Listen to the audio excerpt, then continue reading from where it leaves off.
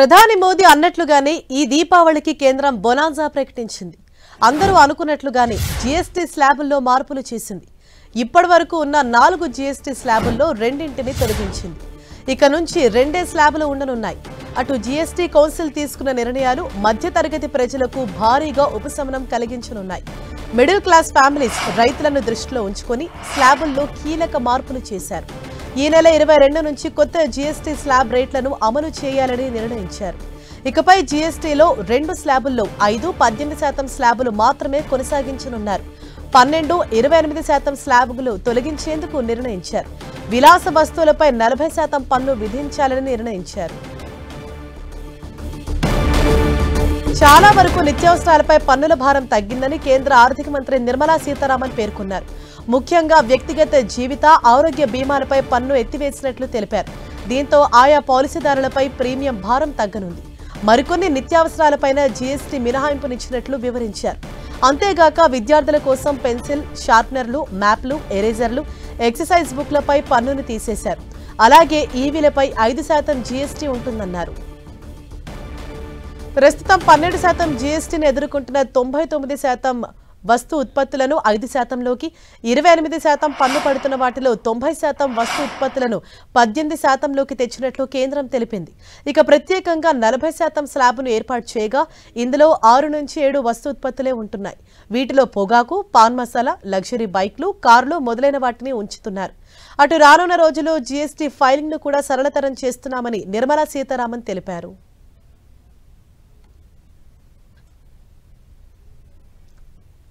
అన్ని రకాల వ్యక్తిగత లైఫ్ ఇన్సూరెన్స్లు, హెల్త్, టర్మ్ బీమా పాలసీలపై జీఎస్టీ తొలగిస్తున్నామని నిర్మలా సీతారామన్ వెల్లడించారు.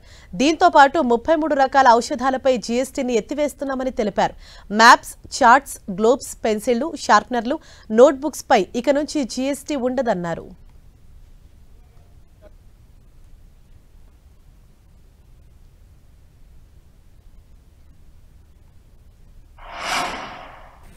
Reduction of GST from 5% to nil. 5 से 0 में जाने वाले आइटम्स इंडिकेट कर रहा हूं. Ultra high temperature milk, the UHT milk, chhena और paneer, all the Indian breads will see nil rate. So रोटी किसी के ऊपर भी, चपाती और रोटी और पराठा और whatever it is, they all come to nil. 12% స్లాబ్లో ఉన్న అనేక ఉత్పత్తులను 5% స్లాబ్లోకి తీసుకొచ్చామని నిర్మలా సీతారామన్ తెలిపారు. మధ్యతరగతి ప్రజలకు అధికంగా ఉపయోగించే వస్తువులు ఈ కేటగిరీలో ఉన్నాయన్నారు. Agriculture goods such as tractors, agricultural, horticultural and forestry machines for soil preparation or cultivation, harvesting or threshing machines, including straw or fodder balers, grass or hay movers, composting machines, etc., are all coming down from 12 to 5%. ఇటు 28% స్లాబుల్లోని కొన్ని రకాల ఉత్పత్తులను 18% స్లాబ్లోకి మార్చమని కేంద్ర ఆర్థిక మంత్రి వివరించారు. ఇందులో వాహనాలతో పాటు సిమెంట్ ధరలు కూడా ఉన్నాయి. फिर रिडक्शन फ्रॉम 28 to 18%. इसमें मिडिल क्लास के एस्पिरेशंस मीट करने वाले बहुत सारे चीज़ हैं. Air conditioning machines, TVs which are over 32 inches, all TVs now at 18%. ये I want to underline, all TVs are now at 18%. Dishwashing machines, small cars, motorcycles equal to or less than 350 cc are all now coming to 18. ఈ GST సమావేశంలో కొన్ని విలాస వస్తువులపై 40% పన్ను విధించాలని నిర్ణయించారు. ఇందులో ముఖ్యంగా పలు వాహనాలు ఉన్నాయి. 1200 cc దాటిన పెట్రోల్ కార్లపై 40% పన్ను విధించాలని జీఎస్టీ కౌన్సిల్ నిర్ణయించింది. దీంతో 1500 cc దాటిన డీజిల్ కార్లపై 40% పన్ను, అలాగే పాన్ మసాలా, సిగరెట్, గుట్కా, పొగాకు ఉత్పత్తులపై 40% జీఎస్టీ ఉండనుంది. ఫ్రూట్ జ్యూస్ కాకుండా నాన్ ఆల్కహాలిక్ బెవరేజెస్ పై 40% పన్ను ఉంటుంది.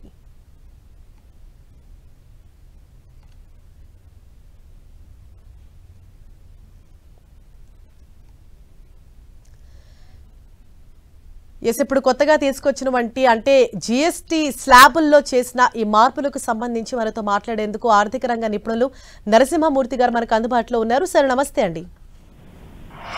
నమస్కారం అండి. నమస్కారం సార్, తాజాగా ఏదైతే జీఎస్టీ స్లాబుల్లో కొన్ని కీలకమైన మార్పులు చేస్తూ ఇప్పుడు కొత్తగా నిర్ణయం తీసుకున్నారు, అంటే అది ఎక్కువగా పేద మధ్యతరగతి వాళ్ళని దృష్టిలో ఉంచుకొని చేసినట్లుగా చెబుతున్నారు. అంటే ఈ స్లాబులు ధరలు తగ్గింపు కావచ్చు, దేని మీద ఎఫెక్ట్ ఉంటుంది సార్? దీనివల్ల బేసిక్ గా డిమాండ్ పెరుగుతుందండి. అంటే ప్రజల్లో కొంతవరకు ఆర్థిక వెసులుబాటు వస్తుంది. వాళ్ళు దేని ఖర్చుల్లో కొంచెం ఖర్చులు తగ్గి ఎక్స్ట్రా మనీ చేతిలో ఉండొచ్చు. దానివల్ల జనరల్ ఎకనామిక్ ప్రిన్సిపల్ ఏమిటంటే ఎప్పుడైనా ధరలు తగ్గితే డిమాండ్ ఎక్కువ అవుతుందని ఎకనామిక్ ప్రిన్సిపల్. మనం ఎన్నిసార్లు చూసినా కూడా మనం పాత ఇద్దరికి ఎక్స్పీరియన్సెస్ లో whenever prices come down, demand goes up. Cement price తగ్గింది అనుకోండి, సిమెంట్ డిమాండ్ ఎక్కువ అవుతుంది. ఎందుకంటే కొంత ఇన్వెస్ట్ చేద్దాం అనుకున్న వాళ్ళు ఎక్కువ కన్జ్యూమ్ చేస్తారు. సో ఆ విధంగా మీకు ముఖ్యంగా అన్ని రకాల వస్తువుల మీద జిఎస్టీ తగ్గింది అక్రాస్ ద బోర్డ్. సో అందుకని చాలా మంచి ఎకానమీకి మంచి పుష్ వస్తుందని చెప్పి ఆశిద్దామండి. అంటే దీనివల్ల మీరు అనే దాని ప్రకారం డిమాండ్ ఎక్కువగా పెరిగి అంటే రాబోయే రోజుల్లో కొరత ఏర్పడే అవకాశాలు ఏమైనా ఉంటాయంటారా? అంటే ఆల్రెడీ ఇండియన్ ఎకానమీలోని మేజర్ ప్రోడక్ట్స్ కి మనకి ఎక్స్ట్రా కెపాసిటీ ఉంది. అందుకే మనం ఎక్స్పోర్ట్ చేసుకున్నాం. ఎలాగో ఈ వస్త్రాలు తర్వాత ఈ కొన్ని జెమ్స్ అండ్ జ్యువెలరీస్ కొన్ని ఐటమ్స్ మీద అమెరికా పోయే వాటి మీద 40%, 50% ట్యాక్స్ వచ్చింది కాబట్టి వాటి ఎక్స్పోర్ట్ తగ్గుతుంది కాబట్టి ఇంటర్నల్ డిమాండ్ పెరగడానికి కూడా ఉపయోగపడుతుంది. అంటే బేసిక్ గా ఏమిటంటే ఆల్రెడీ మనకి ప్రతి ఇండస్ట్రీలో ఎక్స్ట్రా కెపాసిటీ ఉందండి. మీరు ఏదైనా చూసుకుని సిమెంట్ ఎక్స్ట్రా కెపాసిటీ ఉంది, అదేవిధంగా కార్లలో ఎక్స్ట్రా కెపాసిటీ ఉంది. We are producing more, we are exporting. So అందుకని ఎక్కడెక్కడైతే ఎక్స్ట్రా కెపాసిటీ ఉందో అది ఇండియాలో అబ్జార్బ్ అయ్యే అవకాశం ఉందన్నమాట. ఒకవేళ ఎక్స్పోర్ట్ దెబ్బతిన్నా కూడా ఇండియాలో అబ్జార్బ్ అవుతుంది. కాకపోతే ఈ జిఎస్టీ రేషనలైజేషన్ అనేది ఇవాళ మొదలుపెట్టింది కాదు. ఇది 1.5 years గా కన్సల్టేషన్స్ అవుతున్నాయి. కానీ ఇవాళ అంటే అనౌన్స్ చేయటం వల్ల ఇండైరెక్ట్ గా కూడా మన ఈ అమెరికన్ టారిఫ్ ఇంపాక్ట్ తగ్గించేట్టుగా ఉందన్నమాట. అండ్ సార్, ఇంతకు ముందు అంటే డైరీ ప్రొడక్ట్స్ కావచ్చు, చిన్నపిల్లల వస్తువులు కావచ్చు, మెడిసిన్స్ కావచ్చు, అంటే అన్నిటిపైన కూడా జిఎస్టీ ఉండేది. ఇప్పుడు 5% ఉండేదాన్ని కంప్లీట్ గా 0 దానికి తీసుకొని వచ్చారు. అంటే ఇది చాలా మందికి కూడా ఊరట కలిగించే విషయంగానే చూడాలి. అంటే మీరు ఏ విధంగా చూస్తారు సార్ వచ్చిన ఈ చేంజెస్ ని? ఇది చాలా మంచిదమ్మా, చాలా బోల్డ్ డెసిషన్. అంటే ఇంత ఈ విధంగా రిడ్యూస్ చేయటం, కొన్నిటి మీద జిఎస్టీ తీసేయటం అనేది చాలా బోల్డ్. అంటే ఓన్లీ డెవలప్డ్ ఎకానమీస్ లో సర్ప్లస్ ఉన్న బడ్జెట్ ఉన్న ఎకానమీస్ లో చేస్తూ ఉంటారు. మనం ఇంకా ఆ స్టేజ్కి వెళ్ళకపోయినా కూడా ముందే ఈ విధంగా చేయటం అనేది చాలా బోల్డ్ గా చేశారు.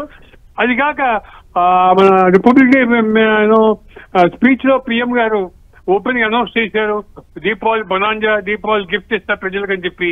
ఈ విధంగా ఇవ్వటం అనేది వాళ్ళ కాన్ఫిడెన్స్ తో తెలుపుతుంది. అంటే ఎకానమీ మీద కాన్ఫిడెన్స్. దీనివల్ల ట్యాక్స్ కాంప్రమైజ్ ఎక్కువ అవుతుంది. ఈ విధంగా ట్యాక్స్ ఎక్కువ వాళ్ళు కూడా కొట్టడం లేకుండా అన్నిటికీ రసీదు ఇచ్చి జిఎస్టీ బిల్స్ ఇచ్చి వాళ్ళకి చేస్తారని చెప్పి ఆశతో బాగా బోల్డ్ గా చేశారని నా ఉద్దేశం అమ్మా. ఎకానమీకి మంచిది, ప్రజలకు మంచిది. గవర్నమెంట్ డెసిషన్ తీసుకోవడం అనేది చాలా సపోర్ట్ చేయాలి. చాలా ఆశ్చర్యంగా, ఒక విధంగా ఆశ్చర్యంగా ఉంది, ఒక విధంగా బోల్డ్ గా తీసుకున్నందుకు సంతోషంగా ఉంది. ఎస్ సార్, అంటే ఎప్పుడైతే కేంద్ర ప్రభుత్వం ఈ జిఎస్టీని మొదటిగా తీసుకొచ్చిందో అప్పటి నుంచి కూడా అంటే ఇది చాలా వరకు విమర్శలు కూడా వచ్చే, కొంతమంది స్వాగతించారు. అంటే ఇలా మిక్స్డ్ ఒపీనియన్స్ లాగా ఉండేది. ముఖ్యంగా పేద మధ్య తరగతి వాళ్ళకి ఇది ఎక్కువగా ప్రభావం పడుతుందని చెప్తూ వచ్చారు. అయితే ఇప్పుడు తాజాగా చేసిన ఈ చేంజెస్ వల్ల వాళ్ళకి ఎక్కువగా ఊరటనిచ్చే విషయంగానే చూడాలి. అయితే గ్లోబల్లీ ఇండియన్ ఎకానమీకి సంబంధించి ఎటువంటి ఊతమిస్తుందంట రాబోయే రోజుల్లో? ఈ గ్లోబల్ ఎకానమిక్ సిచ్యువేషన్ లో మన ఇంటర్నల్ డిమాండ్ పెరిగే అవకాశం ఉందమ్మా. ఇంటర్నల్ డిమాండ్ పెంచే అవకాశంగా ఇది చేశారు. అంటే గ్లోబల్ గా ఎకానమీ ఎలా ఉన్నా కూడా ఇంటర్నల్ డిమాండ్ ఎక్కువ అవటం వల్ల దీనికి ఇది చాలా మంచిదని చెప్పొచ్చు. అది కాక ముఖ్యంగా జిఎస్టీ వచ్చినప్పుడు కూడా రేషనలైజేషన్ చేశారమ్మా. ఒక విధంగా చెప్పాలంటే జిఎస్టీ రేట్లు అంతకు ముందున్న ట్యాక్స్ రేట్ల కంటే ఎక్కువ కాదు, కొంచెం తగ్గించారు. తక్కువ అంటే ఏ విధంగా అంటే ఎక్సైజ్ డ్యూటీ, సేల్స్ ట్యాక్స్, తర్వాత ఆఫ్ట్రాయి, ఎంట్రీ ట్యాక్స్, రకరకాల ట్యాక్స్ ఉండేవి. అవన్నీ తీసేసి జిఎస్టీ తీసుకొచ్చారు. అందుకని చూడంగానే ఒక పెద్ద ఫిగర్ గా అనిపించేది. కానీ నిజంగా చెప్పాలంటే జిఎస్టీ రేట్లు అప్పుడు చేసిన టైంలో నేను కూడా ఇన్వాల్వ్ అయ్యాను. సో జిఎస్టీ రేట్లని కూడా రేషనలైజ్ చేసాం. అంటే అన్న రేట్లన్నీ కూడా కలిపి దానికంటే తక్కువ తీసుకొచ్చాం. అందుకని కరెక్ట్ కాదు జిఎస్టీ రేట్ అంటే చాలా ఎక్కువ అని. ఎనీహౌ ఇప్పుడు అది కూడా పోయింది. ఈ విధంగా పూర్తిగా జిఎస్టీ తీసేయడం కొన్ని ప్రోడక్ట్స్ మీద అనేది చాలా bold move by the government. And దీనివల్ల ఇంటర్నల్ డిమాండ్ ఎక్కువ అవుతుంది. దీనివల్ల మన జీడిపి ఇంపాక్ట్ కొంతవరకు మనకి అమెరికాకు పోయే కొంత ఎక్స్పోర్ట్స్ తగ్గడం వల్ల వచ్చే జీడిపి ఇంపాక్ట్, దీని కొంతవరకు గ్రోత్ ఇంపాక్ట్ దీని మీద కొంతవరకు దీన్ని మనం నలిఫై చేయొచ్చు, కొంతవరకు మనం తగ్గించవచ్చు అని చెప్పచ్చు. Yes sir, right. Thank you so much sir Narasimhamurthy గారు.